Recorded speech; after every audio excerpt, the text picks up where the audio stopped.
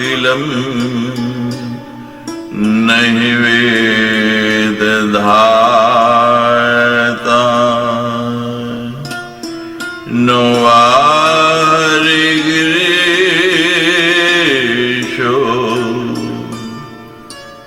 नहि च अपि अनंत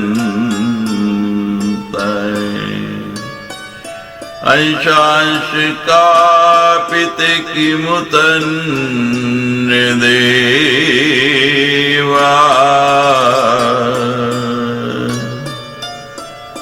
तस्यै नमोऽस्तु सततं जगदम्बिकाय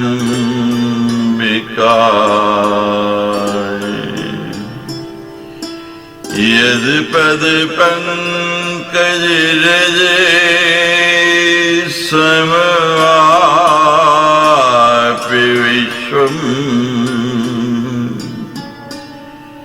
ब्रह्मा सृजति दिनं च विभर्ति विष्णु रुद्रः सहति नेत्रथा समर्था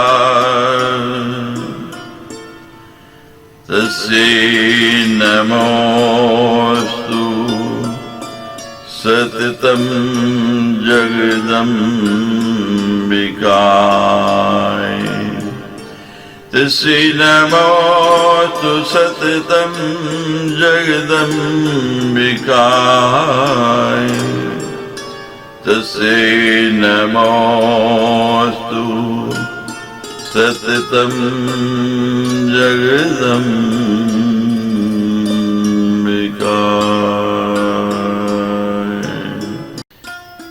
एकविंशो अध्याय। श्री नारायण उवाच अथाएते श्रूयतां ब्रह्मन् गायत्रे पापविनाशिनम् पुरश्चरणं पुण्यं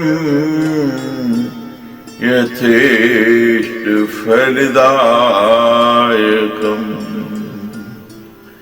पर्वताग्रे नदीतीरे बिल्वमूले जलाशये गोष्ठीदेवालये अश्वत्थे उद्याने तुलसीवने पुण्यक्षेत्रे गुरुर्पार्श्वे चितेकाग्रे स्थलेऽपि च पुरशरण कृन्मन्त्री सिद्ध्यते विनिसंशये। फिर नारायण बोले, हे ब्रह्मण, इसके बाद आप देवी के पाप नाशक पुण्यप्रद और यथेष्ट फल देने वाले पुरस्चरण के विषय में सुने। पर्वत के शिखर पर, नदी के तट पर, बिल्व वृक्ष के नीचे, जलाशय के किनारे, गौशाला में, देवालय में, पीपल के नीचे, उद्यान में, तुलसी वन में, पुण्य क्षेत्र में, अच्छा गुरु के पास अथवा जहाँ भी चित्त की एकाग्रता बने रहे, उस स्थान पर मंत्र का पुरस्चरण करने वाला व्यक्ति सिद्धि प्राप्त कर लेता है, इसमें संदेह नहीं है। यस्य कास्यपि मंत्रस्य पुरस्चरणमारभेत विहत्रित्रय संयुक्तां गायत्रीं चायुतं जपेत। जिस किसी भी मंत्र का पुरस्चरण आरंभ करना हो, उसकी पूर्व तीनों विहृतियां भू भव स्व इनके सहित 10,000 गायत्री मंत्र का जप करना चाहिए। निसिंहार्कवरावणं तांत्रिकं वैदिकं तथा विना जपत्वा तु गायत्रीं तत्सर्वं निष्फलं भवेत्। सरेशाका द्विजा प्रोक्ता न शिवा न च वैष्णवा आदिशक्ति उपासन्ते गायत्रीं वेदमातरम्। मंत्रं संशोधे यत्नेन पुरश्चरण तत्परे मंत्रशोधन पूर्वांगम आत्मशोधन उत्तमम्। नृसिंह सूर्य तथा वाराह इन देवताओं का जो भी तांत्रिक अथवा वैदिक कर्म बिना गायत्री के जप के संपन्न किया जाता है वह सब निष्फल हो जाता है। सभी द्विज शाक्त कहे गए हैं, शैव और वैष्णव नहीं, क्योंकि सभी द्विज आदि शक्ति वेद माता गायत्री की उपासना करते हैं। गायत्री के जप द्वारा मंत्र को शुद्ध करके यत्न पूर्वक पुरुष चरण में तत्पर हो जाना चाहिए। मंत्र शोधन के पूर्व आत्म शुद्धि कर लेना उत्तम होता है। आत्म तत्व शोधनाय त्रिलक्षम प्रजपेद बुधै अथवा चेक लक्षम तो श्रुति पोक्तेन वर्तमना।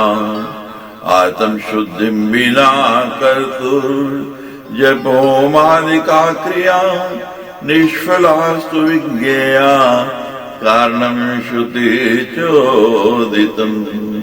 तप्सातापि देहं पितिं देवांश तर्पयेत् तप्सा स्वर्गमाप्नोति तप्सा विन्दति महत्।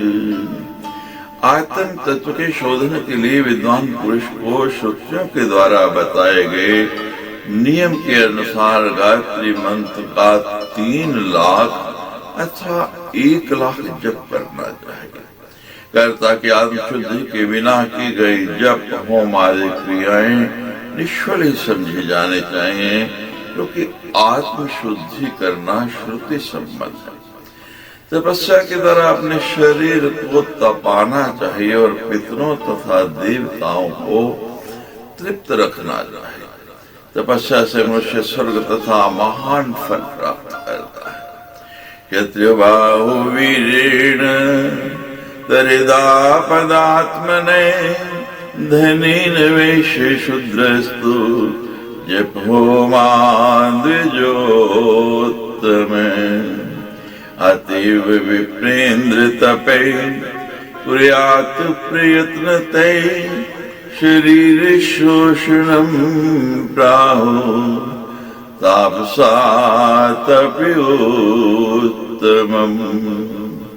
शोधे मार्गेण चन्द्रायणादिभिः अथानुशुद्धिकरणम् वक्ष्यामि शृणु नारद। क्षत्रिय को बाहुबल से, वैश्य को धन से, शूद्र को द्विजातियों की सेवा से और श्रेष्ठ ब्राह्मण को जप तथा होम से अपने आपदाओं का निवारण करना चाहिए। अतएव हे विप्रेंद्र प्रयत्न पूर्वक तपस्या करनी चाहिए। तपस्वियों ने शरीर सुखाने को ही उत्तम तप बताया है। वेद मार्ग से कृष्ण तथा चंद्रायण आदि व्रतों के द्वारा शरीर का शोधन करना चाहिए। हे नारद, अब मैं अन्न शुद्धि का प्रकरण बताऊंगा, उसे सुनिए। याचितो शुक्लाखे भिक्षावृत्ति चतुष्टयम् तांत्रिके वैदिष्क्यैवं लोकानस्य विशुद्धता भिक्षारं शुद्धमानीय हिता भाग चतुष्टयम् एकं भागं द्विजेभ्यस्तु गोग्रास्तु दीयते अतिथिभ्यस्तु ततुर्ध्वं तु स्वभार्यो आश्रमस्य यथा यस्य कृताग्रास विधिं क्रमात्। अयाचित, उच्च, शुक्ल तथा भिक्षा, ये आजीविका के 4 मुख्य साधन हैं। तांत्रिकों और वैदिकों के द्वारा इन वृत्तियों से प्राप्त अन्न की विशुद्धता कही गई है। भिक्षा से प्राप्त शुद्ध अन्न लाकर उसके 4 भाग करके एक भाग द्विजों के लिए, दूसरा भाग गोग्रास के रूप में गौ के लिए, तीसरा भाग अतिथियों के लिए तथा चौथा भाग भार्या सहित अपने लिए व्यवस्थित करे। जिस आश्रम में ग्रास की जो विधि निश्चित है उसी क्रम से उसका पालन करना चाहिए। आदौ क्षिप्तात् गोमूत्रम् यथा शक्ति यथा क्रमम् तदूर्ध्वं ग्राम संख्या यादवान् प्रस्थगृहस्थयो कुक्कुटान् प्रमाणं तु ग्रास्यमानं विधीयते। अष्टुग्रासा गृहस्थस्य वनस्थस्य तदर्धकम् ब्रह्मचारी यथेष्टं च गोमूत्रं विधिपूर्वकं प्रोक्षं नववारं च षड्वारं च त्रिवारकम् निच्छिद्रं च करं कृत्वा सावित्रीं च तदत्रिचं मंत्रमुच्चारे मनसा प्रोक्षणे विधिरोच्यते। आरंभ में उस अन्न पर शक्ति तथा क्रम के अनुसार गोमूत्र का छींटा देकर वानप्रस्थी तथा गृहस्थ आश्रमी को ग्रास की संख्या निर्धारित करनी चाहिए। ग्रास का परिमाण मुर्गी के अंडे के बराबर होना चाहिए। गृहस्थ को 8 ग्रास, वानप्रस्थी को उसका आधा 4 ग्रास तथा ब्रह्मचारी को यथेष्ट ग्रास लेने का विधान है। सर्वप्रथम गोमूत्र की विधि संपन्न करके 9, 6 अथवा 3 बार अन्न का प्रोक्षण करना चाहिए।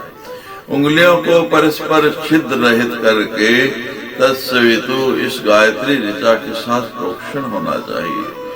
मंत्र का मन ही मन उच्चारण करते हुए प्रोक्षण करने की विधि कही गई है। चोरवा यदि चंडालो वेश्यकृत्य तथैव च अन्नं दद्यातु ये कश्चित् नमो विधिरुच्यते। शुद्धानं शूद्र संपर्कं शूद्रेण चैसहासनं दीयान्ति नरकं घोरं यावचन्द्र दिवाकरो। गायत्री छन्दो मन्त्रस्य यथा संख्याक्षराणि च तावल्लक्षाणि कर्तव्यं पुरुषर्कं तथा। 12 लक्षमानं तु विश्वामित्रमतं तथा जीवहीनो यथा देहे सर्वकर्मसूर्णे क्षवे। चोर, चंडाल, वैश्य तथा क्षत्रिय इनमें से कोई भी यदि अन्न प्रदान करता है तो अन्न प्राप्ति की इस विधि को अधम कहा गया है। जो विप्र शूद्र का अन्न खाते हैं, शूद्र के साथ संपर्क स्थापित करते हैं तथा शूद्र के साथ भोजन करते हैं, वे तब तक घोर नरक में वास करते हैं जब तक सूर्य तथा चंद्रमा का अस्तित्व रहता है। गायत्री छंद वाले मंत्र में अक्षरों की जितनी संख्या है उतने लाख अर्थात 24 लाख जप से पुरुषन संपन्न करना चाहिए। विश्वामित्र का मत है कि 32 लाख जप होना चाहिए। जिस प्रकार प्राण रहित शरीर समस्त कार्यों को करने में समर्थ नहीं होता, उसी प्रकार पुरुष चरण से हीन मंत्र भी फल देने में असमर्थ कहा गया है। पुरुष चरणहीनस्तु तथा मंत्रे प्रकीर्तिते ज्येष्ठाषाढ़ो भाद्रपदं पोषं तु मलिमासिकम् अंगारं शनिवारं च व्यतिपातं च वेधृतिम् अष्टमीं नवमीं षष्ठीं चतुर्थी च त्रयोदशीं चतुर्दशीम् अमावास्यां प्रदोषं च तथा निशां यमाग्ने रुद्र सर्पेन्द्र वसु श्रवण जन्मभम् मेषकर्तुल्कर्ता कुम्भान्मकरं च वर्जयेत् सर्वाण्येतानि वर्ज्यानि पुरुषशरणकर्मणि चन्द्रतारानुकूले च शुक्लपक्षी विशेषिते पुरुषशरणकं कुर्यान् मंत्रसिद्धिं प्रजायते। ज्येष्ठ आषाढ़ भाद्रपद पौष अधिक मास मंगलवार शनिवार व्यतिपात वैधते अष्टमी नवमी षष्ठी चतुर्थी त्रयोदशी चतुर्दशी अमावस्या प्रदोष रात्रि भरणे कृतिका आर्द्रा आश्लेषा ज्येष्ठा धनिष्ठा श्रवण जन्म नक्षत्र मेष कर्क तुला कुंभ तथा मकर लगन इन्हें छोड़ देना चाहिए। पुरुष कर्ण में ये सब त्याज्य है। चंद्रमा तथा नक्षत्रों के अनुकूल रहने पर और मुख्य रूप से शुक्ल पक्ष में पुरुष चरण आरंभ करना चाहिए। ऐसा करने से मंत्र सिद्धि प्राप्त होते हैं। स्वस्तिवाचलं कुर्यान् नन्दिश्राद्धं यथा विधि विप्रान् संतर्प्य यत्नेन भोजनाचानादिभिः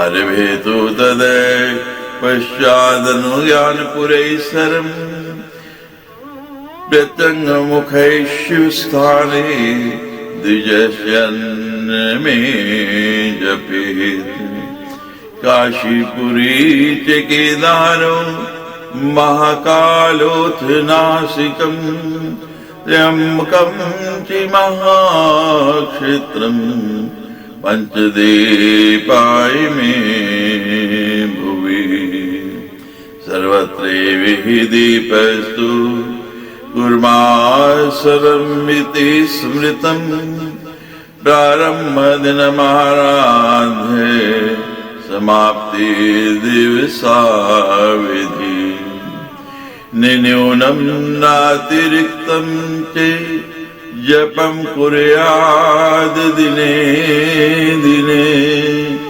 नैरन्तर्येण कुर्वन्ति पुरुषर्यां मुनीश्वरा।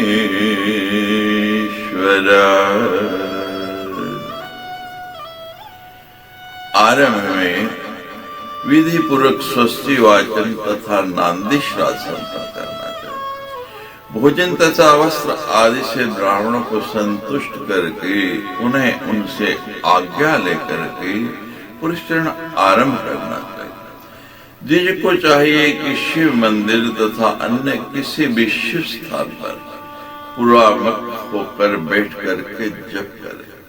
काशीपुरी केदार महाकाल नासिक और महाक्षेत्रम्बक ये 5 स्थान पृथ्वी लोक में दीप सिद्धि स्थान है।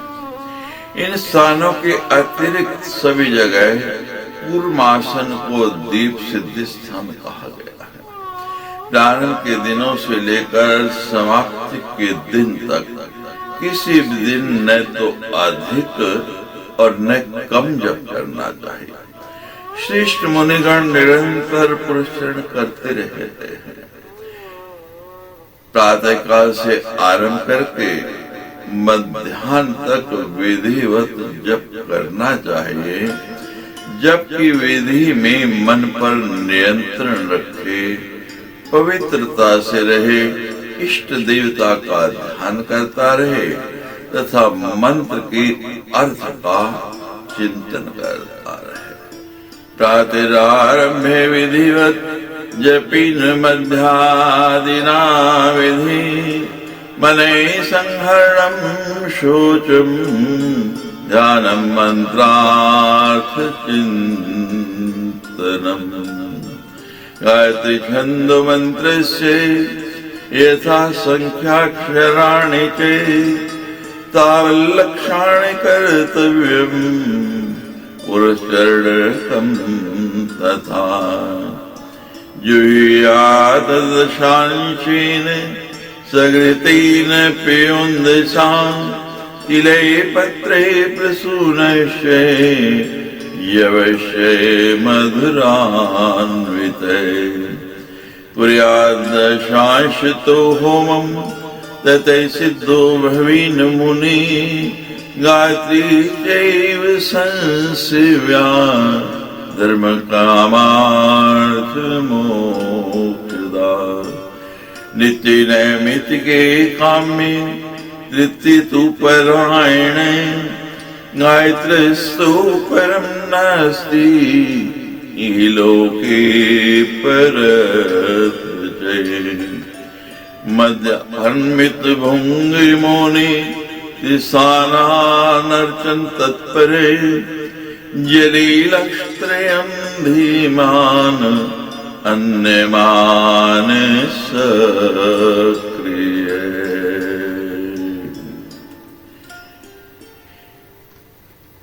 प्रातः काल से आरंभ करके मध्याह्न तक विधिवत जप करना चाहिए, जबकि अवधि में मन पर नियंत्रण रखे पवित्रता से रहे, इष्ट देवता का ध्यान करता रहे तथा मंत्र की अर्थ का चिंतन करता रहे। गायत्री छंद वाले मंत्र में अक्षरों की जितनी संख्या है उतने लाख अर्थात 24 लाख जप से पुरस्चरण करना चाहिए। घृत तथा मधु मिश्रित खीर, तिल, बिलपत्र, पुष्प तथा यव आदि द्रव्यों से जप संख्या के दशांश से आहुति देनी चाहिए। 10वें अंश से हवन करना चाहिए, तभी मंत्र सिद्ध होता है। धर्म, अर्थ, काम तथा मोक्ष प्रदान करने वाले गायत्री की सम्यक उपासना करनी चाहिए। नित्य नैमित्तिक तथा काम्य इन तीनों कर्मों से गायत्री उपासना में तत्पर रहना चाहिए। गायत्री से बढ़कर इस लोक तथा परलोक में दूसरा कुछ भी नहीं है। पुरुषचरण की दूसरी विधि यह भी है, मध्याह्न काल में अल्प भोजन करे, मौन रहे, तीनों समय स्नान करे और संध्योपासना करे। बुद्धिमान पुरुष को अन्य वृत्तियों से मन को हटाकर जल में 3 लाख मंत्रों का जप करना चाहिए। कर्मणा यो जपेद पश्चात कर्म भी शिक्षयापि वा यावत् कार्यं निसिद्धेतु तावत् कुर्यात् जपादिकम्। सामान्य काम्य कर्मादो यथा वाद्विधिरुच्यते आदित्येषोदे स्नात्वा सहस्रं प्रत्यहं जपेत्। आयुरोग्यमैश्वर्यं धनं चैलभते ध्रुवं षण्मासं वा त्रिमासं वा वर्षान्ते सिद्धिमाप्नुयात्। पद्मानां लक्ष्य होमेन घृत्कानां हुताशिने प्राप्नोति निखिलं मोक्षं सिद्धित्येव निसंशयः। मंत्र सिद्धिं विना कर्तुर् जप होमादिका क्रिया काम्यं वा यदि वा मोक्षे सर्वं तन्निष्फलं भवेत्। इस प्रकार पहले पुरस्चरण कर्म करने के पश्चात अभिलाषित काम्य कर्मों के निमित्त जप करना चाहिए। जब तक कार्य में सिद्धि की प्राप्ति नहीं हो जाए तब तक जप आदि करते रहना चाहिए। सामान्य काम्य कर्मों में यथाविध विधि कही गई है। सूर्योदय काल में स्नान करके प्रतिदिन 1000 गायत्री का जप करना चाहिए। ऐसा करने वाला साधक आयु, आरोग्य, ऐश्वर्य तथा धन अवश्य प्राप्त करता है और 3 मास, 6 मास अथवा 1 वर्ष के अंत में सिद्धि प्राप्त कर लेता है। 1 लाख घृताक्त कमल पुष्पों का अग्नि में होम कर से मनुष्य संपूर्ण वांछित फल को प्राप्त कर लेता है। तथा उसे मोक्ष भी सुलभ हो जाता है, इसमें संदेह नहीं है। मंत्र सिद्धि किए बिना कर्ता की जप होम आदि क्रियाएं, काम्य कर्म अथवा मोक्ष आदि जो भी हो, वे सब का सब निष्फल हो जाता है।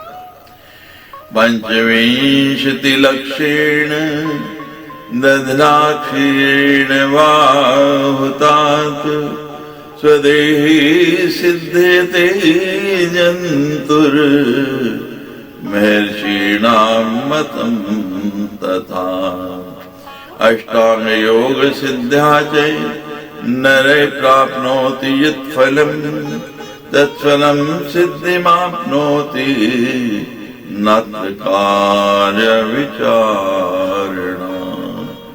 शक्तो वापि च शक्तो वा आहारं नियतं चरेत् षण्मासाद् तस्य सिद्धि स्याद् गुरु भक्तिरते सदा।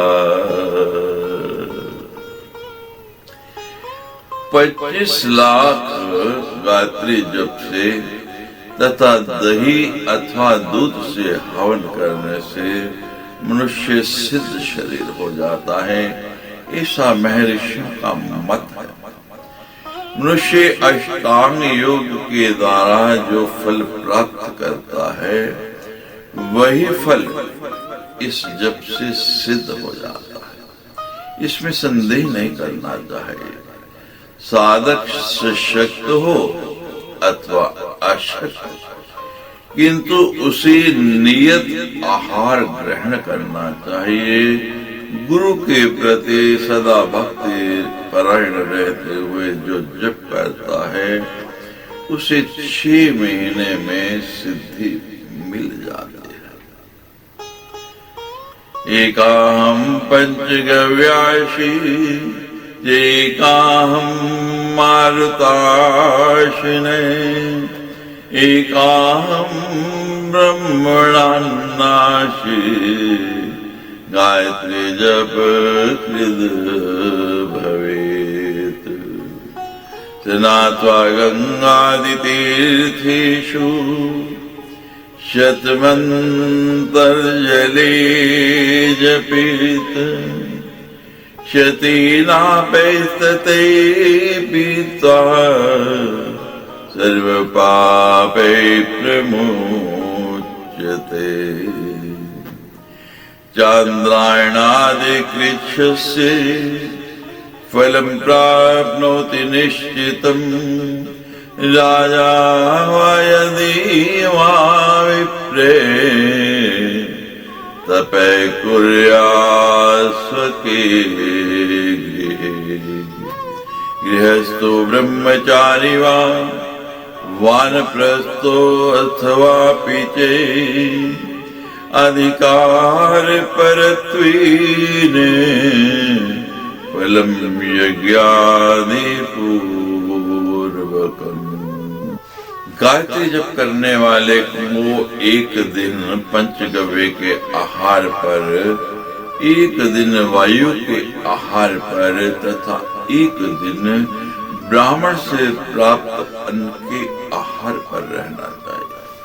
गंगा आदि पवित्र नदियों में स्नान करके जल के भीतर ही 100 जप करना चाहिए। इसके बाद 100 मंत्रों का उच्चारण करके जल का पान कर लेने से मनुष्य समस्त पापों से मुक्त हो जाता है। ऐसा करने वाले को चंद्रायण और कृच्छ आदि व्रतों का फल निश्चित रूप से प्राप्त हो जाता है। यदि साधक राजा अथवा ब्राह्मण हो तो उसे अपने घर पर ही तप रूपी पुरुषन करना चाहिए। गृहस्थी, ब्रह्मचारी अथवा वानप्रस्थी को भी अपने अपने अधिकार के अनुसार जप यज्ञ करने के पश्चात पुरस्चरण संपन्न हो जाने पर फल प्राप्त हो जाता है।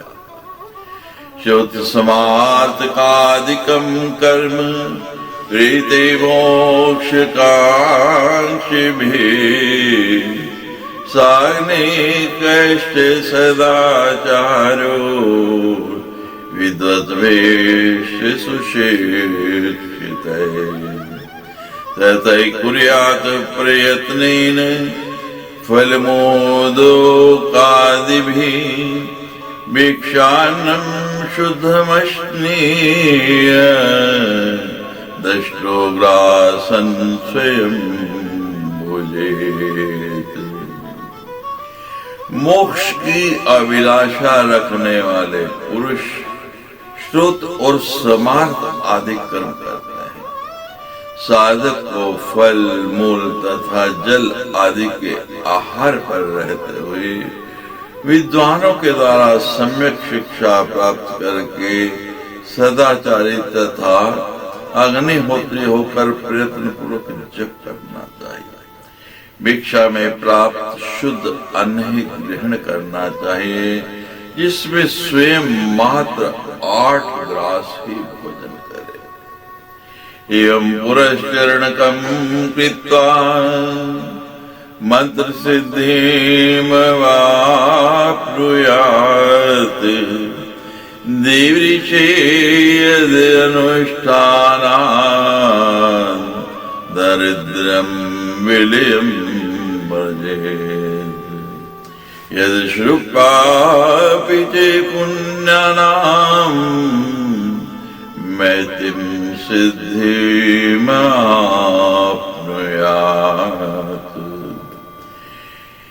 हे देव ऋषि, इस प्रकार पुरस्चरण करके मनुष्य मंत्र सिद्धि प्राप्त कर लेता है। इसके अनुष्ठान मात्र से दरिद्रता समाप्त हो जाती है और इसके श्रवण से भी मनुष्य पुण्यों की महती सिद्धि प्राप्त कर लेता है। इति श्रीमद्देवी भागवती महापुराणे अष्टादशसहस्रां संहितायाम् एकादशे स्कन्धे गायत्री पुरस्चरण विधि कथनं नाम एकविंशो अध्याय। सच्चे दरबार की जय।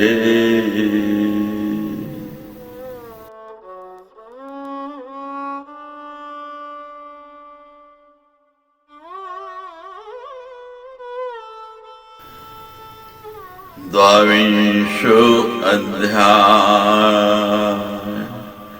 श्री नारायण उवाच।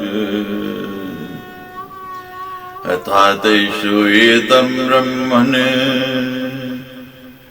वैश्वदेव विधानकम् पुरश्चर्या प्रसंगेन ममपि समिति मागतम्। दिव्यज्ञो ब्रह्मयज्ञो भूतयज्ञे तथैव च पितृयज्ञो मनुष्यस्य यज्ञस्यैव तु पंचमे। श्री नारायण बोले, हे ब्राह्मण, अब वैश्वदेव की विधि सुने। पुरस्चरण के प्रसंग में यह भी मेरी स्मृति में आ गया है। देव यज्ञ, ब्रह्म यज्ञ, भूत यज्ञ, पितृयज्ञ और 5वां मनुष्य यज्ञ, ये 5 महायज्ञ। पंचसूनागृहस्य चुल्लीपेष्णोपस्करे कंडने चोदकुम्भश्च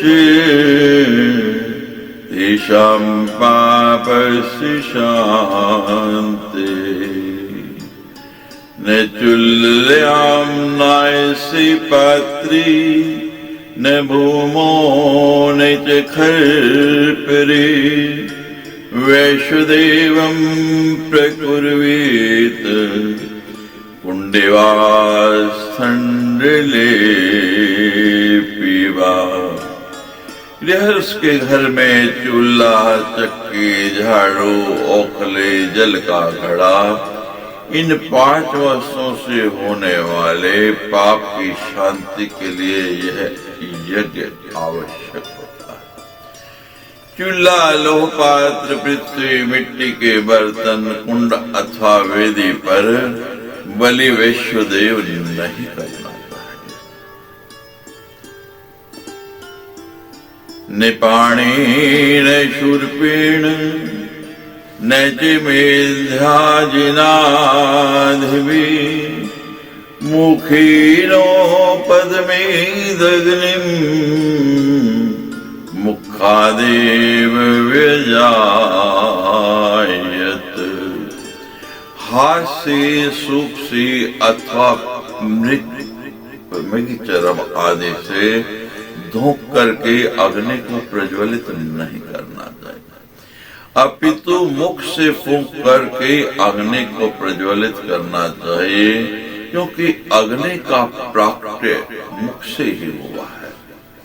पटकीन भवेद्याधि शूर्पेण धननाशनम पाणिना मृत्युमाप्नोति कर्म सिद्धि मुखेन जय। कपड़े से हवा करने पर व्याधि, सूप से हवा करने पर धन नाश तथा हाथ से हवा करने पर मृत्यु की प्राप्ति होती है। मुख से फूंक कर आग प्रज्वलित करने से कार्य की सिद्धि होती है। वलैर्दधीर हृदय कुर्यान् मूलिशाकोदकादभि अलाभीन कीनापि काष्ठमूल तृणादिभिः जुह्यात्स्पर्शाभ्यक्तं तेलक्षार विवर्जितं दध्यक्तं पायसाक्तं तद्भावें संभवापि वा। शुष्के पर्युषिते कुष्ठी उच्छेषेण द्विषां वशी रुक्षैर्दरिद्रतां याति क्षरमृत्वा व्रजत्यधे। अंगारन् भस्ममिश्रांस्तु निर्हित्याक्तोत्तरोनलान् जुहादेश देवं तु निक्षाराद्विमेश्रितम्।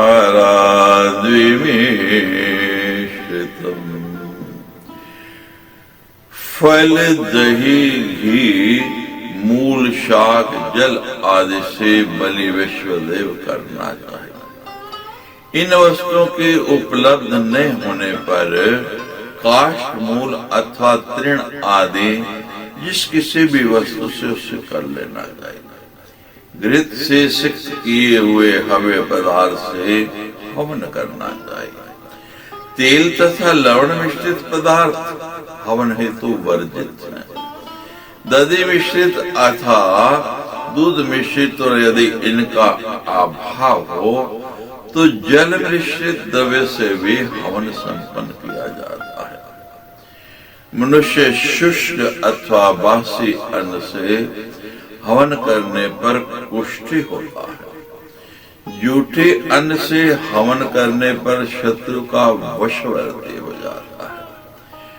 रुक्ष अन्न से हवन करने पर दरिद्र होता है तथा क्षार वस्तुओं से हवन करने पर अधोगामी होता है। कुछ भस्म मिश्रित अंगारों को अग्नि की उत्तर की ओर से निकाल करके फेंक दे। तत्पश्चात क्षार आदि से रहित वस्तुओं से विश्वदेव के लिए हवन करे। अकृत्वा वैश्वदेवं तु यो भुङ्क्ते मूढधीर्द्विजये च मूढो नरकं याति कालसूत्रं वाक्षिरा शाकं वा यदि वा पत्रं मूलं वा यदि वा फलम् संकल्पीद्यदाहारम् दीनाग्नो जुहुयादपि अकृते वैश्वदेवी तु भिक्षो भिक्षार्थमागते उद्धृत्य वैश्वदेवार्थम् भिक्षां दत्त्वा विसर्जयेत् वैश्वदेव कृतं दोषं शक्तो भिक्षुर्व्यपहोहितुम् न तु भिक्षुकृतं दोषं वैश्वदेवो व्यपोहते।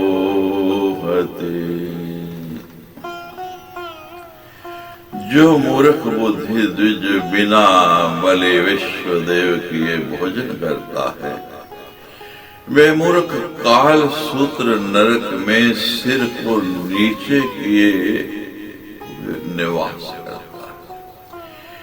शाक पत्र मूल अथवा फल जो कुछ भी भोजन के लिए उपलब्ध हो उसमें से संकल्प पूर्वक अग्नि में हवन भी करना चाहिए। वैश्वदेव करने से पूर्व ही भिक्षा के लिए किसी भिक्षुक के आ जाने पर वैश्वदेव के लिए सामग्री अलग करके शेष सामग्री से भिक्षा देकर उसे विदा कर देना चाहिए, क्योंकि पहले वैश्वदेव न करने से उत्पन्न दोष को शांत करने में भिक्षुक तो समर्थ है, किंतु भिक्षुक की अपमानजन्य दोष का शमन करने में वैश्वदेव भी समर्थ नहीं है। यतिश्च ब्रह्मचारी च पक्वान् स्वामिनो बुभो तेयोर्मन्दत्ता तु भुक्त्वा चान्दरायणं चरेत् वैश्वदेवानन्तरं च गोग्रासं प्रतिपादयेत् तद्विधानं प्रवक्ष्यामि गुणदेव ऋषि पूजित। सन्यासी और ब्रह्मचारी ये दोनों ही पके हुए अन्न के स्वामी हैं।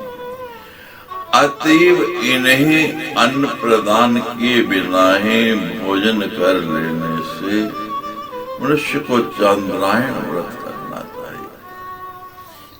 बलि वैश्वदेव करने के पश्चात गोग्रास निकालना चाहिए।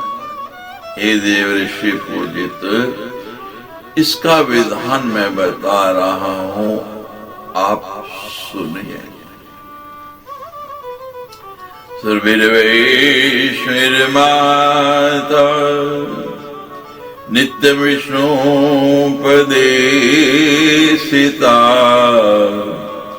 गोग्रासं च मया दत्तं सर्वे प्रतिगृह्यताम् गोभ्यैष नम इत्येव पूजां कृत्वा गवेर्पयेत् गोग्रासिन्तु गोमाता सुरभि संप्रसीदते।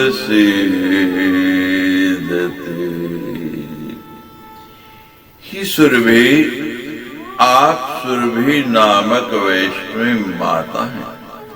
आप सदा वैकुंठ में विराजमान रहते। आप मेरे द्वारा निवेदित किए गए इस गोग्रास को स्वीकार कीजिए। गोभ्ये नमः।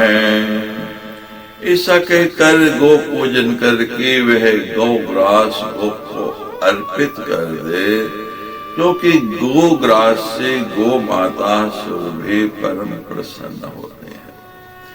ततो गोदोहनम कालम तिष्ठेतीव गृहांगणे अतिर्यस्य भग्नाशो गृहात् पति निवर्तते। से तस्मै दुष्कृतं दत्त्वा पुण्यमादाय गच्छति। माता पिता गुरुर्भ्राता प्रजादासे समाश्रिते। तत्पश्चात गोदोहन काल तक अतिथि की प्रतीक्षा में घर के आंगन में स्थित रहना, क्योंकि अतिथि निराश होकर जिसके घर से लौट जाता है, वे अतिथि उसे अपना पाप दे करके उसका पुण्य लेकर के चला जाता है। अभ्यागतो तिथिश्च अग्निरेति पूषा उदाहृता। एवं ज्ञात्वा तुयो मोहान् न करोति गृहाश्रमम्। तस्यैनं तु नैपरो लोको भवति धर्मते। यत्फलं सोमयागेन प्राप्नोति धनवान् विजय। सम्यक् पंच महायज्ञे दरिद्रतेन च आप्नुयात् तथा प्राणाग्निहोत्रं तु वक्ष्यामि मुनिपङ्गव। यज्ञान्त्वामुच्यते जन्तुर्जन्म मृत्युजराधिभिः। परिज्ञानेन मुच्यन्ते नरापातक किल विषय। माता पिता गुरु भाई प्रजा सेवक अपने आश्रम में रहने वाला व्यक्ति, अभ्यागत अतिथि और अग्नि ये पोष्य कहे गए हैं। ऐसा जानकर जो व्यक्ति मोहवश धर्म पूर्वक गृहस्थ आश्रम का पालन नहीं करता, उसका नहीं तो यह लोक बनता है और नहीं परलोक ही बनता है। ध्यानवान द्विज सोम यज्ञ करने से जो फल प्राप्त करता है, वही फल एक दरिद्र पंच महायज्ञों के द्वारा सम्यक रूप से प्राप्त कर लेता है। हे मुनिश्रेष्ठ, अब मैं प्राण अग्निहोत्र के विषय में बताऊंगा, जिसे जानकर मनुष्य जन्म मृत्यु जरा आदि से मुक्त हो जाता है। इसके सम्यक ज्ञान होने से मनुष्य समस्त प्रकार के पापों तथा दोषों से छूट जाते हैं। विधिना भुज्येतेन मुच्यते शरणत्रयात्। कुलान् युध्यते विप्रो नरकानेकविंशतिम्। सर्वयज्ञ फल प्राप्ति सर्वलोकेषु गच्छति। हित पुण्डरीकमरणे मनोमन्थान संज्ञकम्। वायुरज्वामथीदग्निम् चक्षुर्धैर्यरेव च। तर्जनी मध्यमांगुष्ठे प्राणस्याहुतिं क्षिपेत् मध्यमानामिकांगुष्ठैर्बाणस्येहुतिं क्षिपेत् कनिष्ठानामिकांगुष्ठैर्व्यापनस्य तदनन्तरम् कनिष्ठातर्जन्यंगुष्ठे उदानस्य हुतिं क्षिपेत् सर्वाङ्गलैर्गृहीत्वान्नं समानस्याहुतिं क्षिपेत् स्वाहन्तान् प्रणवाद्यांशे नाम मंत्राश्च वै पठेत् मुखी च यावनीयस्तु हृदयगार्ह पत्तके। हृदय रूपी कामल अरण्य है, मन मंथन काष्ठ है, वायु रस्य है और यह नेत्र अर्धयु बनकर अग्नि का मंथन कर रहा है। ऐसी भावना करके तर्जनी, मध्यमा तथा अंगूठे, तर्जनी, मध्यमा और अंगूठे से प्राण के लिए आहुति डालनी चाहिए। मध्यमा, अनामिका और अंगूठे के अपान के लिए आहुति डालनी चाहिए। कनिष्ठ का, अनामिका और अंगूठे से व्यान के लिए आहुति डालना चाहिए। इसके बाद संपूर्ण अग्नियों से अन्न उठाकर समान अग्नि के लिए आहुति जाने चाहिए। इनके आदि में प्रणव ओम तथा अंत में स्वाहा जोड़ करके नाम मंत्रों का उच्चारण करना चाहिए। यथा ओम प्राणाय स्वाहा, ओम अपानाय स्वाहा।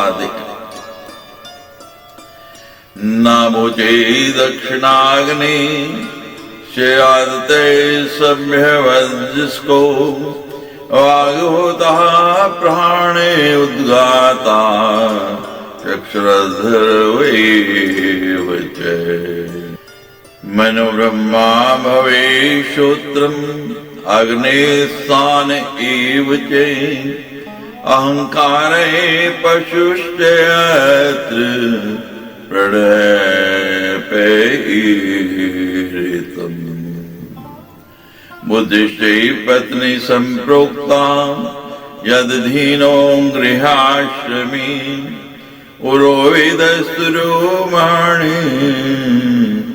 दर्भाशो सक्षुरो करो।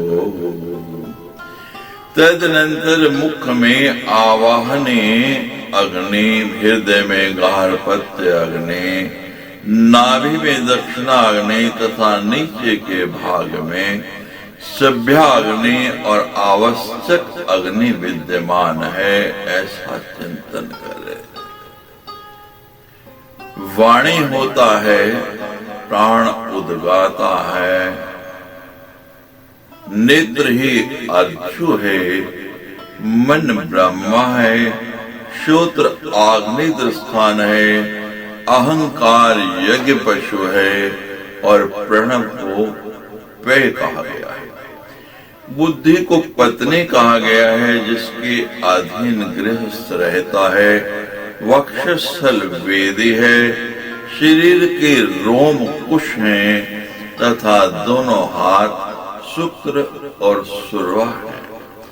प्राण मंत्र से च ऋषि रुक्म वर्ण क्षुधाग्निके दीवतादित्य मात्र गायत्री छंद उच्यते। प्राणे च तथा स्वाहा मंत्रस्ते कीर्तयेदपि इदमादित्य देवाय नममेति वदेदपि। स्वर्ण की समान कांति वाले क्षुदाग्नि को इस प्राण मंत्र ओम प्राणाय स्वाहा का ऋषि, आदित्य को इसका देवता और गायत्री को इसका छंद कहा गया है। ओम प्राणाय स्वाहा इस मंत्र का उच्चारण करना चाहिए और मंत्र के अंत में इदमादित्य देवाय नमः यह भी कहना चाहिए। अपान मंत्र से तथा दो क्षीर धवलाकृति श्रद्धाग्नि ऋषिरेवत्र सोमय देवता स्मृता उष्णिक छंदस्तथा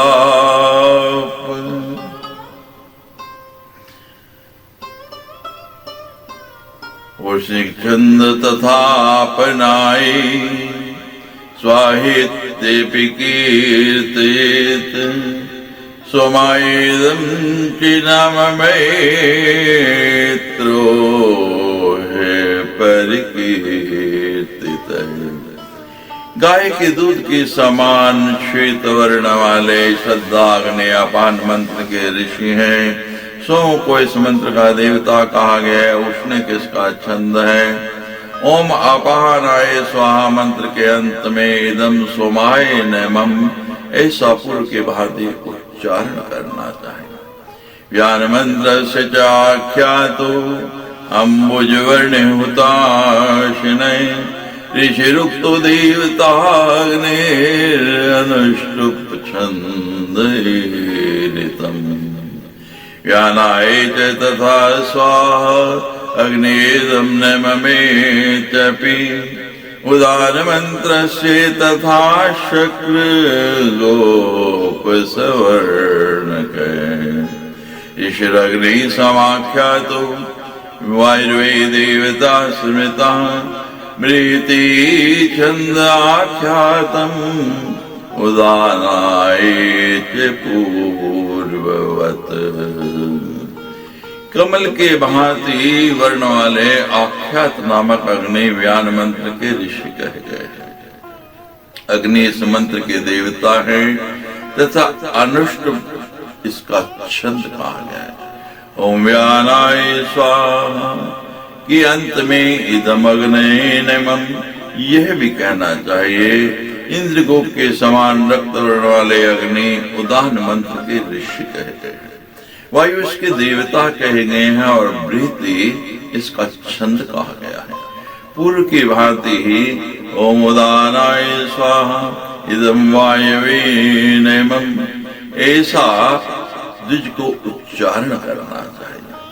वायवे चैदं नमः एवं च उच्चरे द्विजे समान वायु मंत्रस्य विद्युत वर्णो विरूपके ऋषिरग्नि समाख्याते पर्जन्यो देवता मता पंक्तिश्छन्दै समाख्यातम् समानाय च पूर्ववत् पर्जन्ययदमित्वा षष्ठीं चैवाहुतिं क्षपेत् वैश्वानरो महानग्नि ऋषिर्वै परिकीर्तितः गायत्री छन्दाख्यातं देवसात्मा भवेदपि स्वाहान्तु मन्त्राख्याते परमात्मन उच्चरेत् इदं नमः चैत्येवं जातं प्राणग्निहोत्रकम् एतं ज्ञात्वा विधिं कृत्वा ब्रह्मभूयाय कल्पते प्राणग्निहोत्र विधेयम् संक्षेपाद् कथितायते। विद्युत की समान वर्ण वाले विरूप संज्ञक अग्नि समान मंत्र के ऋषि कहे गए हैं। पर्जन्य को इस मंत्र का देवता माना गया और पंक्ति को इसका छंद कहा गया है। पूर्व की भांति ओम समानाय स्वाहा इदम पर्जन्याय नमः, इस मंत्र का उच्चारण करना चाहिए। तदनंतर छठी आहुति डालने चाहिए। वैश्वानर नामक महान अग्नि इस मंत्र के ऋषि कहे गए हैं। आत्मा को इसका देवता और गायत्री को इसका छंद कहा गया है। ओम परमात्मने स्वाहा की बाद इदम परमात्मने नमः का उच्चारण करना चाहिए। इस प्रकार प्राण अग्निहोत्र संपन्न हुआ। हे नारद, इस विधि को जानकर तथा उसके अनुसार आचरण करके मनुष्य ब्रह्म भाव को प्राप्त होता है। इस प्रकार मैंने इस प्राण अग्निहोत्र का वर्णन आपसे संक्षेप में कर दिया। इति श्रीमद्देवी भागवते महापुराणे अष्टादशसहस्रम संहितायाम् एकादशी स्कन्धे वैश्वदेवादि विधि निरूपणं नाम 12 अध्याय। सच्चिदर्बार